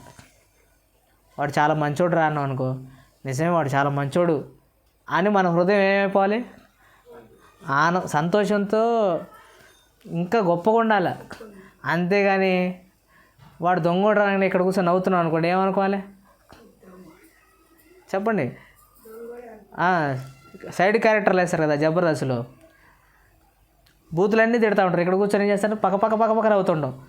వాడు బూతులు తిడతాడా, వాడు మంచి మాటలు అంటున్నాడా, ఇవన్నీ ఏమి మనకు అంటే మనం వింటాం. కానీ మన ఆనందం వేటి ఆనందం ఉంది, ఈ లోకంలో ఉన్న వాటి మీద ఉంది. మనకి దేవుడి మీద అస్సలు లేదు. అందుకే దేవుడి గురించి సత్యాలు చెబుతున్న ఈరోజు జనాలకు ఎక్కట్లా. దేవుడు నీతిమంతుడు రా బాబు అంటే, అవునా నీతిమంతుడా, సరేలే. దేవుడు వెలుగై ఉన్నాడు అంటే, అవునా వెలుగై ఉన్నాడా, నాకు తెలుసండి వాక్యం పలానా వచనంలో ఉందని వాక్యాలు చూపిస్తారు తప్ప నిజమండి, దేవుడు వెలుగానే ఉన్నాడండి ప్రపంచానికి. దేవుడు ప్రేమ గలవాడండి. అవును, ప్రేమ గలవాడేనండి. ఆ మాట విన్నప్పుడు మనకేమవ్వాలి? మన హృదయాలు లోపల నరాలు చెలించిపోవాలి. కానీ మనకేమైపోతాయి? వాటికి మన అప్పుడప్పుడు అంటుంటాం, పలానా వ్యక్తి నాకు ఈ మాట చెప్పినప్పుడు నా రోమాలు నిక్కబొడిచాయి, నా వెంట్రుకలు లేచి నిలబడ్డాయి అంటుంటాం. అప్పుడప్పుడు కొన్ని మాటలు చెప్తే ఎవరైనా. ఎందుకు? ఆ మాట మనకు లోపలికి వెళ్ళింది కాబట్టి ఏం చేసాం మనం? వెంటనే మన వెంట్రుకలు ఇట్లా లేచి నిలబడతాయి. అప్పుడప్పుడు ఎవరైనా మన ఇంట్లో వ్యక్తిని వచ్చి నువ్వు ఇలాంటి వాడివి, అలాంటి వాడివి, అలాంటి వాడు అన్నప్పుడు ఇక్కడున్న ఇంట్లో వ్యక్తికి ఏమనిపిస్తుంది తెలుసా? బయట 100 మంది 100 రకాలుగా అన్నీ, నా ఇంట్లో వాళ్ళు నన్ను అర్థం చేసుకుంటే చాలా అనుకుంటాడు. అట్లా అనుకొని వాళ్ళు వచ్చి పొరపాటున, అరే నువ్వంటే మాకేంటో తెలుసురా, వాడు 100 అన్నీ, వాడితో మాకెందుకురా, నువ్వేంటో నాకు తెలుసా అని ఒక్క మాట అన్నారు అనుకోండి మన గురించి. అప్పుడు మన లోపల ఏమైపోతుంది చెప్పండి? ఇట్లాంటి మాటలు ఏం చేస్తాయి? మనిషిని ఆనందానికి లోను చేస్తాయి. ఒక వ్యక్తి హాస్పిటల్లో ఉన్నాడు అనుకోండి, డాక్టర్ ఉండి ఒక గంటలోనే చచ్చిపోతాడు అనుకోండి, ఉంటాడా పేషెంట్? ఉంటాడా? ఉండడు. ఎందుకు ఉండడు? నిజం చెప్తే వాడు రేపమ్మ చచ్చిపోతాడు. ఇప్పుడు ట్రీట్మెంట్ తీసుకున్నంత మాత్రాన అతను చావడానికి గ్యారంటీ ఏం లేదు, ఏదో రోజు చావాల్సిందే. కానీ నువ్వు చెప్పే మాట ఏదైతే ఉందో ఆ మాట అతను బ్రతికిస్తుంది. అందుకే డాక్టర్లు ఏమంటారంటే, ఒకవేళ వాడు బ్లడ్ క్యాన్సర్ ఉండి రేపమ్మ చచ్చిపోయేవాడు అనుకోండి ఒక 10 రోజుల్లో, నువ్వు మొత్తం చాలా ఆరోగ్యంగా ఉన్నావు, నీకు ఏ ఇబ్బంది లేదు, నువ్వు రేపమ్మ ఇంటికి వెళ్ళిపోవచ్చు అని అబద్ధం చెప్పి ఏం చేస్తాడు? అతని అలానే అబద్ధం చెప్పని కాదు నా ఉద్దేశం. అంటే ఆ వ్యక్తిని బ్రతికించడం కోసం, ఆ వ్యక్తిని నిలబెట్టడం కోసం ఆ మాట అంటే ఏమైపోతుంది? అమ్మ డాక్టర్ గారు అన్నాడంటే ఈ మాట, నాకు ఏ రోగం లేదు, దానివల్ల ఏమో తెలుసా, సగం రోగం తగ్గిపోతుంది. అట్లా చేసిన వాళ్ళు చాలామంది ఉన్నారు. అంటే ఇవన్నీ ఎందుకు? ఇవన్నీ నిత్య సత్యాలు. ఇవన్నీ మాట్లాడినప్పుడు మనం లోపల ఎలా ఉంటుంది? ఆనందం వస్తుంది. కానీ ఈరోజు సమాజం వేటిని బట్టి, నాకు బాగా డబ్బు ఉందని ఒకడు, నాకు జనబలం ఉందని ఒకడు, లేదా నాకు కారు ఉందని ఒకడు, నాకు బంగ్లాలు ఉన్నాయని ఒకడు, వీటిని బట్టి ఏం చేస్తున్నారు? సంతోషిస్తున్నారు. కానీ అవి ఏదో రోజు కూలిపోతాయి, అవి ఏదో ఒక రోజు నాశనం అయిపోతాయి. కానీ నువ్వు నమ్ముకున్న దేవుడు, నువ్వు నమ్ముకున్న దేవునికి ఉన్న గుణాలు అవి ఎల్లప్పుడూ ఉంటాయి. నిజంగా ఆయన గురించి చెప్పినప్పుడు మన హృదయాలు ఏమైపోవాలి? సంతోషంతో ఉబ్బి తబ్బింపు అయిపోవాలి. తప్ప మనకు దేవుడు గురించి చెబితే అసలు ఏమవుతుంది చెప్పండి? స్టార్ట్ చేస్తాడో లేదు, ఇక్కడ ఏం చేస్తారు? పారిపోతారు. కొంతమంది ఏం చేస్తారు సార్, కానుకలు వేసే టైంకి వస్తారు కొంతమంది. ఇంకొంతమంది ఎప్పుడు వస్తారు? క్రిస్మస్కో, న్యూ ఇయర్కో, లేకపోతే రేపు మాపు పోతావురా బాబు నువ్వు ఇంకా జెండాపై కపిరాజు అంటే అప్పుడు ఏం చేస్తాడు? అప్పుడు వస్తాడు దేవుడు. దేవుడిని ఎప్పుడు ఆశ్రయిస్తారు?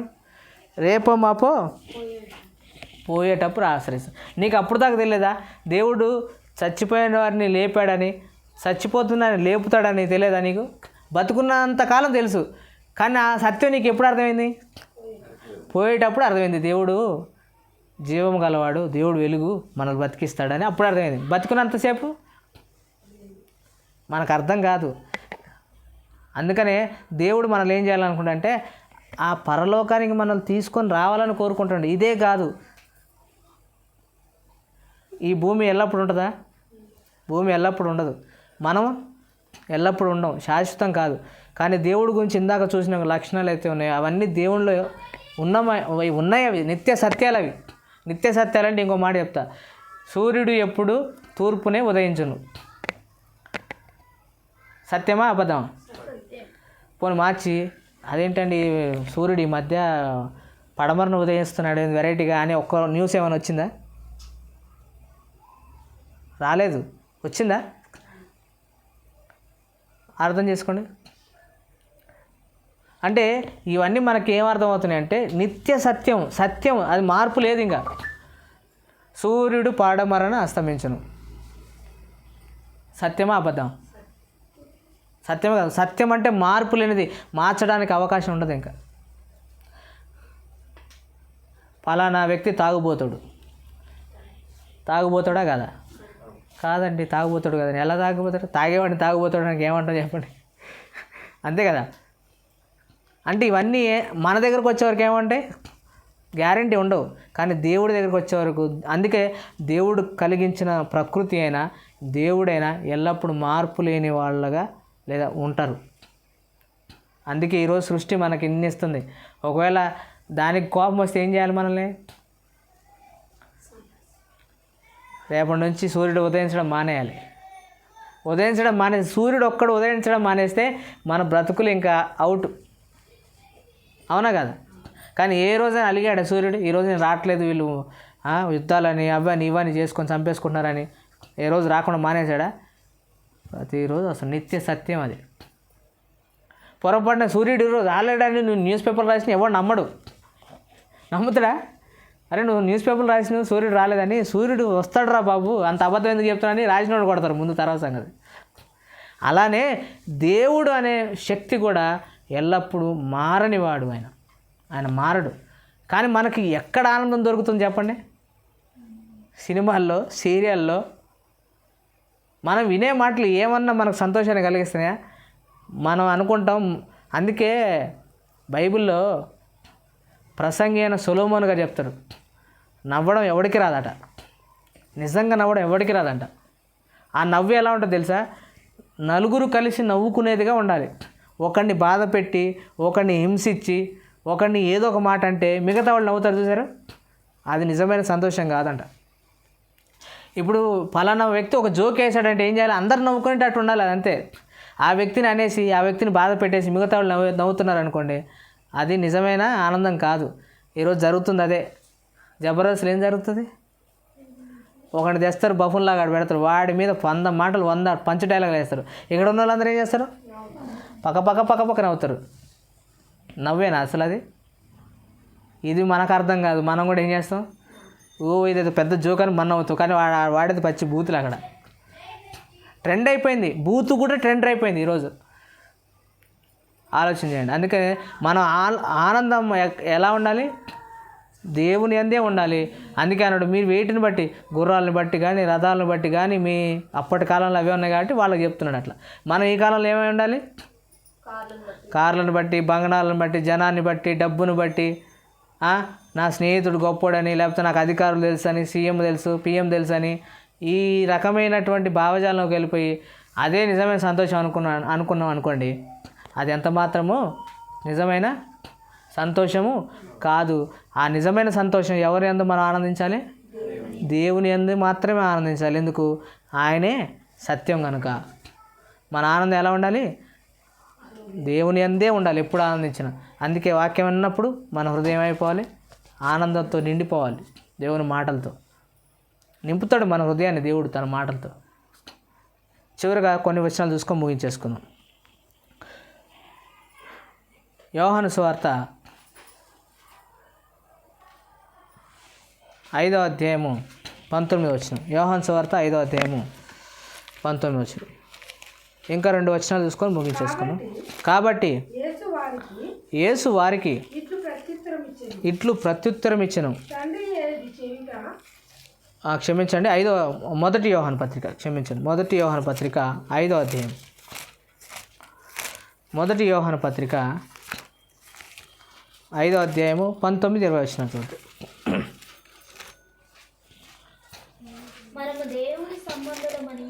మనము దేవుని సంబంధులమనియు లోకమంతయు దుష్టుని అందున్నదనియు ఎరుగుదము.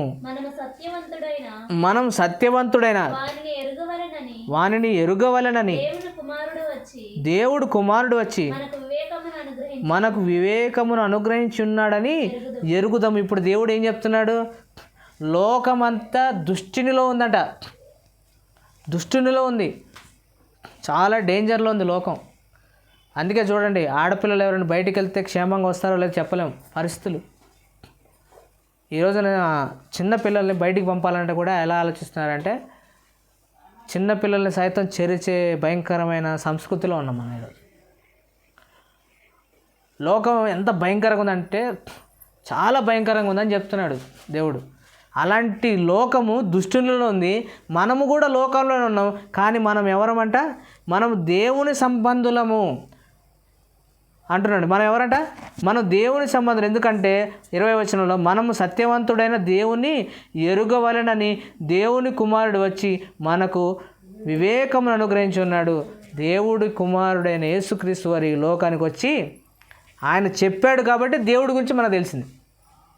ఆయన చెప్పకపోతే మనకు తెలిసేది కాదు. అందుకే ఇక చెప్పింది మనం మొదటి పాటలో వాడు ఏం చెప్పుకున్నాం? దేవుడు తనను గురించి తాను వెల్లడి పరుచుకున్నాడు. ఆయన చెప్పకపోతే మనకు తెలుస్తుందా? తెలియదు. మనం ఇప్పుడు తెలుసుకున్నామా? తెలుసుకున్నాం. మనం అందరం ఎవరి సంబంధం అవుతాం? మనం దేవుని సంబంధంలో. మరి తిరిగి ఒకవేళ మనం లోకంలోకి వెళ్ళిపోతే, లోకంలో ఉన్న వాటిని ఆశిస్తే మనం ఏమైపోతాం? ఇప్పుడు ఒక వ్యక్తి ఆడు బూతులు మాట్లాడుతున్నాడు అనుకోండి, సమ్మగా వింటాను వాడు కూర్చొని. అంటే మనకి ఎట్లా ఉంటాయి అంటే తీయగా ఉంటాయి. స్వీట్ వేసి సేమియా పాయసంలో స్వీట్ వేసి పెడితే ఎలా ఉంటుంది? అక్కడ బూతు మాటలు మాట్లాడుతుంటే ఇక్కడ హ్యాపీగా లోపలికి వెళ్ళిపోతుండే. అప్పుడు మనం దేవుని సంబంధం కాదట, మనం దుష్టుని సంబంధం. మనకు సంకేతం. ఒకవేళ వాడు చెడు మాటలు మాడుతున్నాం అనుకోండి, చెవులు మూసేసుకున్నాం అనుకోండి, అక్కడ నుంచి దూరంగా వెళ్ళిపోయినాం అనుకోండి, అప్పుడు మనం ఎవరి సంబంధంలో? దేవుని సంబంధం అని చెప్తున్నాడు. ఎంతకాలం ఉంటారండి వాళ్ళు మాట్లాడేవాళ్ళు? ఈ రోజన్నా రేపన్నా పోవాల్సిందే. కానీ దేవుడు మనకు ఒకటి ఇవ్వాలనుకుంటున్నాడు. ఏంటో తెలుసా? నిత్యము ఉండే పరలోకం ఇవ్వాలనుకుంటున్నాడు. ఎందుకు? ఆయన కూడా ఎల్లప్పుడూ ఉండేవాడు కాబట్టి. మనం అప్పుడప్పుడు అనుకుంటాం కదా, కిరాయి ఇంట్లో ఉన్నాం అనుకోండి, ఏమనుకుంటాం? రెంట్లు కట్టి ఇంట్లో దిగి ఆ ఇంట్లో నుంచి ఇంట్లోకి మారి, ఆ ఇంట్లో నుంచి ఇంట్లోకి మారి, ఈ ప్రయాణం మా వల్ల కదరా బాబు, ఎల్లప్పుడూ ఉండడానికి ఒక ఇల్లు కట్టుకుంటే బాగుంటుందని అనుకుంటారు లేదు చాలామంది? అనుకుంటాం సహజంగా. అలానే దేవుడు కూడా ఏమంటున్నాడంటే, ఈ లోకము దుష్టునిది, ఈ లోకము శాశ్వతమైనది కాదు, శాశ్వతం ఉండే ఆ లోకాన్ని మీకు ఇవ్వడానికి నేను వచ్చాను. మీరు నన్ను తెలుసుకున్నారు కదా, ఇప్పుడు మీరు ఏమై ఉన్నారు? మీరు నా సంబంధులు అంటున్నారు. దేవుని సంబంధులు, మీరు నాకు సంబంధించిన వాళ్ళు అంటున్నాడు దేవుడు. ఇప్పుడు ఆయనకు సంబంధించిన వాళ్ళంగా ఒకవేళ మనం ఉంటే మనం ఎలా ఉండాలి? కీర్తనల గ్రంథం 1వ అధ్యాయం 1వ వచనం చూడండి. అపహాసకులు దివారాత్రములు యెహోవా ధర్మశాస్త్రమును ధ్యానించేవాడు ధన్యుడు. ఇంకోటి మనం అనుకుంటాం, దుష్టులు ఆలోచించినప్పుడు నేనేమన్నా దొంగతనం చేసేవాడు పక్కన కూర్చుంటున్నానా, మర్డర్ చేసేవాడు పక్కన కూర్చుంటున్నానా, నా పొరుగువాడితోనే నేను కూర్చుందంటే, నీ పొరుగువాడు సమ్మగా బూతులు మాట్లాడతారు, అప్పుడు ఏం చేస్తావు? వింటావా వినవా? మనం మాట్లాడతాం మనం మాట్లాడతాం. ఇంకొక పెద్ద తప్పేంటి తెలుసా? ఇన్ని తెలిసినా మనం చేయాల్సింది చేసామనుకోండి, ఖచ్చితంగా దేవుడు మనకు ఖచ్చితంగా చూపించేస్తాడు ఆయన. ఎందుకు? వీడికి ఇన్ని చెప్పినా అప్పుడప్పుడు అంటారు కదా, కుక్క తోక ఏందంట వంకర, పంది బాగా కడిగి పందిని తీసుకొచ్చి బెడ్రూమ్లో బండబెట్టారు. ఏం చేస్తుంది? నాకు సమ్మగా అక్కడే ఉంటారా బాబు, అక్కడికి వెళ్తాను. పంది కంటే బురద ఇష్టం. మనకి ఇష్టమా చెప్పండి? తెల్లగా వైట్ షర్ట్ వేసుకున్నాం, ఒక చుక్క మచ్చబడింది ఇక్కడ. అందరు ఎక్కడ చూస్తారు? తెల్ల షర్టుని చూస్తారా, మచ్చనే చూస్తారా? ఎందుకు? నువ్వు అనొచ్చుగా, ఇంత తెల్ల షర్టు ఉంది, ఇంత నిగనిగలాడుతుంది, ఇదంతా వదిలేసి ఆ నల్ల చుక్కని ఎందుకు చూస్తున్నారంటే, ఇంతటి తెల్లటి ప్రదేశాన్ని పాడు చేసింది ఏంటి? ఆ నల్లటి మచ్చ. అలానే ఇంత మంచి ఆకారాన్ని ఇచ్చిన దేవుడు ఆయన సంబంధులని చెప్పుకుంటున్నాడు కదా, మనం పాడవడానికి కారణం ఏంటో తెలుసా? ఇలాంటి మాటలు, ఇలాంటి సహవాసాలు. అప్పుడప్పుడు అంటారు కదా, కొంతమందితోనంట సహవాసం చేస్తే వాళ్ళు అయిపోతారంట, వాళ్ళు అయిపోతారట. అంటే మనం ఎవరితో సహవాసం చేస్తామో మనం తెలుసుకోవాలి. కొంపలు కూల్చే వాళ్ళతో ఉంటున్నావా? కొంపలు కట్టే వాళ్ళతో ఉంటున్నావా? దేవుని మంచి మాటలు చెప్పే వాళ్ళతో ఉంటున్నావా? మంచి మాటలు చెప్పని వాళ్ళతో ఉన్నావా? బూతులు మాట్లాడే వాళ్ళతో ఉంటున్నావా? బూతులు మాట్లాడిన వాళ్ళతో ఉంటున్నావా? ఇవన్నీ మనకు వెలగాలి, అవునా? ఇప్పుడు ఉదాహరణకు 2000 నోట్ ఇస్తున్నావు అండి, రేపటి నుంచి వచ్చేసాను రేషన్ షాప్లో, బియ్యం ఏం వద్దు అని అన్నాడు అనుకోండి, ఏం చేస్తాం? వెళ్తామా లేదా? రేపటి నుంచి అందరు వచ్చి ఎవరు బియ్యం బస్తాలు వాళ్ళు ఎత్తుకొని పోవాలి, మేము ఇయ్యమన్నారు అనుకోండి, ఏం చేస్తారు? కావాల్సిన ఎత్తుకొని మొత్తం ఎత్తుకొని అన్నీ ఎత్తుకొచ్చి ఇంట్లో పెట్టుకుంటారు. అందరికి సమానంగా పంచుతారు. అక్కడ ఉండి నువ్వు సమానంగా పంచుకో, నేను సమానం అన్నారు. దొరికినోడికి దొరికినంత ఏం చేస్తాం? అది మన పరిస్థితి. దేవుడు మనకింత అవకాశం ఇస్తున్నా మనలో ఇంకా మార్పు రాకపోతే ఏమంటున్నాడు దేవుడు, మీరు నా సంబంధులు కారు. ఎందుకు కారు అంటున్నాడు? ఒకవేళ ఆయన సంబంధులం అయితే మనలో ఏముంటుంది? వెలుగు ఉంటుంది. మనం ఆయన సంబంధాలు. అందుకే దేవుడు అంటే ఇప్పుడు మీరందరూ నా సంబంధులు, నేను సత్యవంతుడై ఉన్నా కాబట్టి మీరు నన్ను ఏమన్నారట? ఎరిగి ఉన్నారట. మనలో ఉండవలసింది ఏంటి? ఎప్పటికి కూడా పరిశుద్ధతే ఉండాలి. మనలో ఉండాల్సింది ఎప్పుడు కూడా సత్యమే ఉండాలి. మనం ఎప్పుడు కూడా ఏం చేయాలి? అబద్ధం ఆడని వాళ్ళగా ఉండాలని దేవుడు కోరుకుంటాడు. ప్రయత్నం చేయాలి. ప్రతి మనిషి కూడా సహజంగా ఏమవుతుంది చెప్పండి, కొంతమందికి అలవాటు అయిపోద్ది, అదే పనిగా చెప్పేస్తూ ఉంటారు కొన్ని అబద్ధాలు. అది నిజం కూడా కాదు, ఏదో అలవాటు అయిపోయింది కాబట్టి అలా అనేస్తారు అంతే.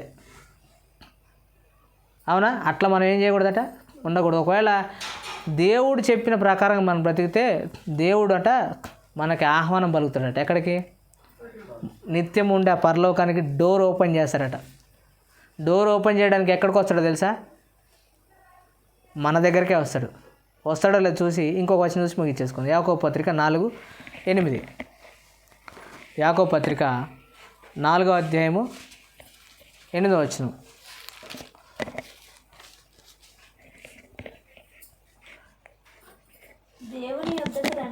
దేవుని యొద్దకు రండి, అప్పుడు ఆయన మీ యొద్దకు వచ్చును. ఎక్కడికి వస్తాడట ఆయన? మనం ఆయన దగ్గరికి వెళ్తే ఆయన మన దగ్గరికి వస్తాడట. మనం వెళ్తాం ఆయన దగ్గరికి. కానీ ఇప్పుడు నుంచి ఏం చేయాలి? మనం ఆయన దగ్గరికి వెళ్ళాలి. అధికారి దగ్గరికి వెళ్తేనే కదా, మన సమస్య చెబితేనే కదా అధికారి దిగి వచ్చేది మన దగ్గరికి. అధికారి దగ్గరికి వెళ్ళకుండా ఇక్కడ కూర్చుంటే అధికారి దిగి వచ్చి మన సమస్యను తీరుస్తాడా? అలానే దేవుడు కూడా మనకు ఆ పరలోకాన్ని ఇవ్వాలంటే ముందుగా మనం ఏం చేయాలి? ఆయన దగ్గరికి వెళ్ళాలి. ఆయన మన దగ్గరకు వస్తాడు. రావడం మాత్రమే కాదట, ఎక్కడ ఉంటాడో ఏం చేస్తాడో కూడా చెప్తాడు. ప్రకటన గ్రంథం 3:20 చూసుకొని ముగించేసుకుందాం. ప్రకటన గ్రంథం 3వ అధ్యాయం 20 వచనం.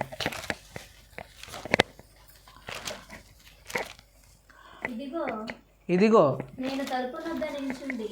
ప్రకటన గ్రంథం 3వ అధ్యాయం 20 వచనం. ఇదిగో నేను తలుపు నొద్ద నిలుచుండి తట్టుచున్నాను. ఎవడైనను నా స్వరము విని తలుపు తీసిన ఎడల నేను అతని యొద్దకు వచ్చి అతనితో నేనును నాతో కూడా అతనును భోజనం చేస్తారట. చూసారా? దేవుడు ఏం చేస్తారట? మనతోటి భోజనం చేస్తారట. పొరపాటున ఎక్కడ అనుకునేరు.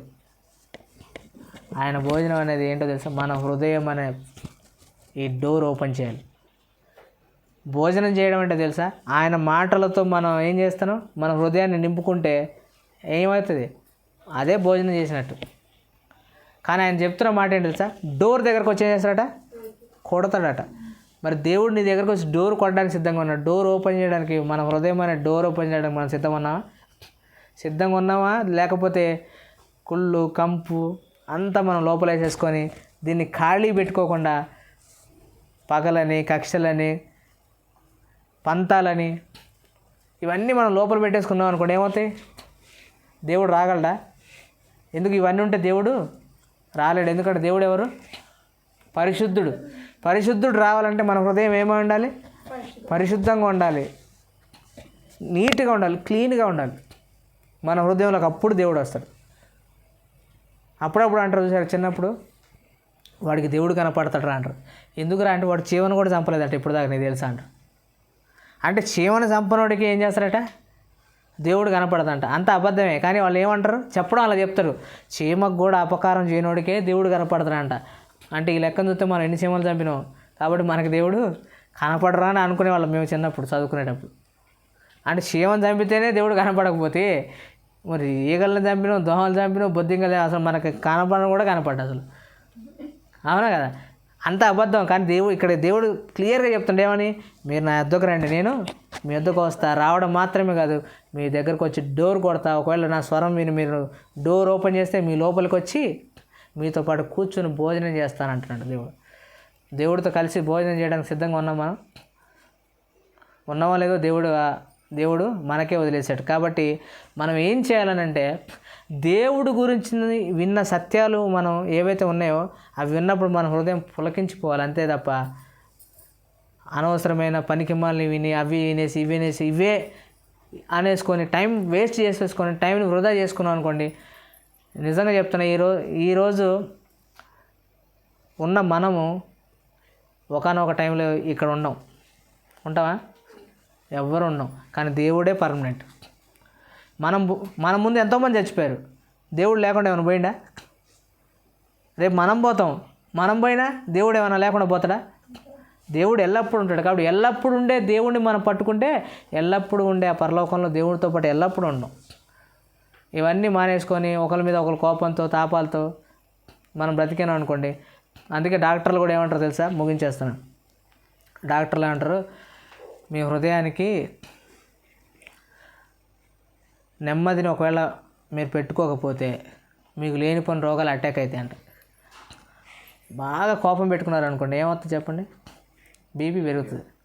బీపీ పెరిగితే మంచిదా చెడ్డదా? వాడంటే నాకు బాగా కోపం అని అనుకోండి, బాగా కోపమే, వాడు బాగానే ఉంటాడు, నీకే ప్రాబ్లం ఇక్కడ. ఎందుకు? నీ బీపీ పెరుగుతుంది. బీపీ పెరిగితే ఏమవుతుంది? ఈ నరాలు చిట్లిపోయి చచ్చిపోతుంది. ఒకవేళ ఏదైనా చెప్పాలనుకుని, ఇందాక చెప్పుకున్నాం కదా, ఏదైనా చెప్పాలంటే డైరెక్ట్గా వెళ్ళి చెప్పాలని అనుకున్నాం కదా, అలా చెప్పలేకుండా లోపల కూర్చొని సనుక్కుంటున్నాం అనుకోండి, ఏమవుతుంది? షుగర్ ఏమైపోద్ది? అది షుగర్ స్టార్ట్ అయిపోద్ది.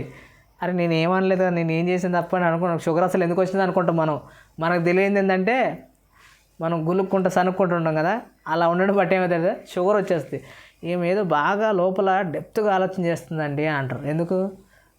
ఎందుకే ఇవన్నీ పెట్టుకుంటే ఏమవుతాం? అంటే ఎవడి మీద ఏం పెట్టుకున్నా మనమే పోతాం.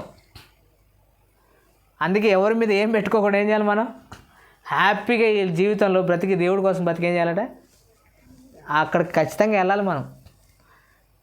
అవునా కదా? వెళ్ళాల్సిందే. ఏదో ఒక రోజు మనం ఏం చేయాలి? వెళ్ళాల్సిందే. ఈ బ్రతుకుతున్న 4 రోజులు మనం సంతోషంగా ఉండాలి, నలుగురిని సంతోషపెట్టాలి. ఆ సంతోషపెట్టేది బూత్ మాటలు అనుకున్నప్పుడు సంతోషపడ్డాం కాదు, లేదా పనికి మాల సీరియళ్ళు అందులో వచ్చే వాటిని చూసేసుకొని మనం పగలబడి నవ్వడం కాదు. నిజమైన సంతోషం ఎక్కడ దొరుకుతుందో దాన్ని వెతుక్కొని అది మన ఇళ్లల్లో, మన జీవితాల్లో, మన చుట్టుపక్కల వారికి మనం నింపే ప్రయత్నం చేయాలని దేవుడు కోరుకుంటున్నాం. కాబట్టి ఆనందిస్తే ఎవరి యందు ఆనందించాలి? దేవుని అందే మనం ఆనందించాలి. ఇది కాదని వేరేది ఆనందించిన ఆనందం లేకుండా పోద్దాం మనకి. కాబట్టి ఆ నిజమైన ఆనందం దేవుళ్ళని దొరుకుతుంది. కాబట్టి అటువంటి దేవుడిని తెలుసుకున్న మనం ఏం చేయాలి?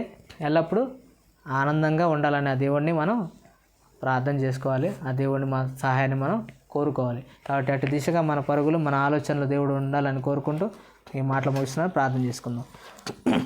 ప్రేమగల తండ్రి, కృపగల ప్రభా, మహోన్నతమైన మా కన్న తండ్రి, మీకు వందనాలు.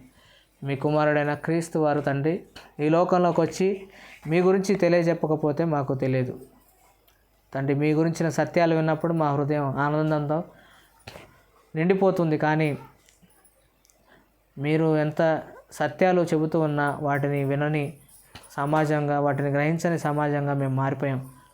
బూతు పదాలను, పోకిరి చేష్టలను, సినిమా పాటలను తండ్రి, జబర్దస్త్ లాంటి పోకిరి మాటలు కలిగిన ఛానళ్ళు మేము చూస్తూ మా సమయాన్ని వృధా చేసుకుంటున్నాం.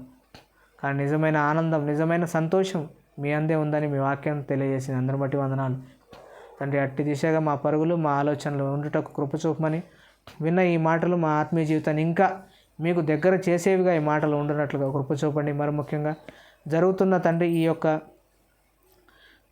సదస్సు లేదా ఈ యొక్క బైబిల్ తరగతులు తండ్రి నీకు మహిమకరంగా, ఆనందకరంగా జరుగుటకు కృప చూపండి తండ్రి. ఎంతో శ్రద్ధగా వినడానికి తండ్రి చేరి వచ్చిన ప్రియులైన వారందరినీ కూడా జ్ఞాపకం చేసుకోండి. వారికి రావాల్సిన పరసమైన దీవెనలు అనుగ్రహించి మీ నామ మహిమ తెచ్చుకోమని కోరుకుంటూ తండ్రి, మా ప్రభు రక్షకుడైన క్రీస్తు వారి పేరటి ప్రార్థన సమర్పిస్తున్నాను మా కన్న తండ్రి. ఆమేన్.